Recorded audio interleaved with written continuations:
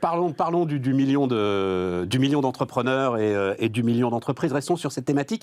J'ai vu effectivement aussi un papier intéressant sur le rajeunissement dans le management de transition qui était lié au fait que vous intervenez maintenant sur des sujets de niche.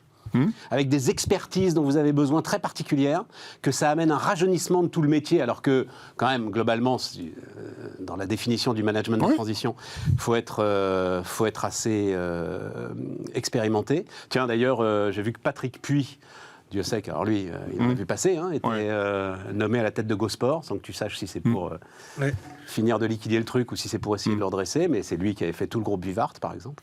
Mais donc il y a un rajeunissement, enfin voilà, c'est une demande face à des business models qui sont en train de se modifier en profondeur. Je trouve ça super intéressant.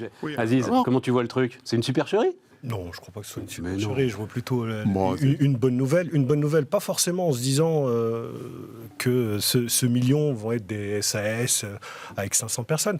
Mais moi, je vois le côté positif. Un gars qui se met, ou une nana qui se met à son compte, c'est une initiative économique, c'est le premier pas vers quelque chose qui peut devenir plus grand, ne serait-ce que déjà pour soi. Donc, se mettre à son compte, trouver un client plutôt qu'un employeur, et être employé soi-même, je trouve que c'est déjà une démarche positive. Moi, je salue ceux qui ont le courage de se dire je vais me mettre à mon compte, je vais facturer au lieu de prendre une fiche de paye.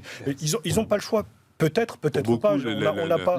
On n'a pas le sujet. Quand les VTC ont explosé, quand un nombre de services à la personne ont explosé, etc., il y a des gens qui se disent moi, je préfère être à mon compte, gérer mon emploi du temps, faire une facturation de temps en temps, etc. Il y a ceux aussi, dans ce million, qui ont déjà aussi probablement un emploi et qui cumulent avec une activité à côté, se dire je vais essayer, et puis si ça marche, je prendrai mon congé à la création d'entreprise et je ferai autre chose.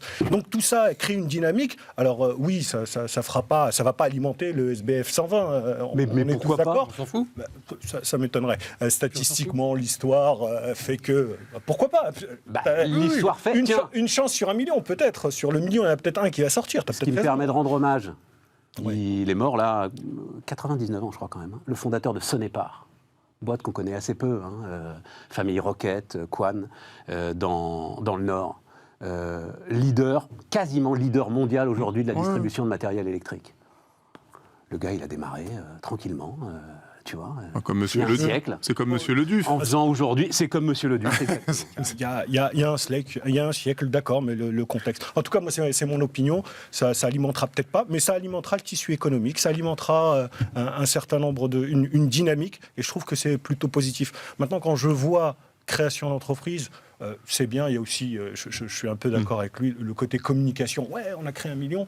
Je préférais qu'on se pose aussi la question de la pérennisation des entreprises, comment on est de ces petites boîtes. Celui qui a un salarié ou qui est tout seul a passé à 5, celui qui a 5 a passé à 50, celui qui a 5. Donc la problématique générale de la croissance de la TPE, PME, comment les aider, les soutenir. Du financement.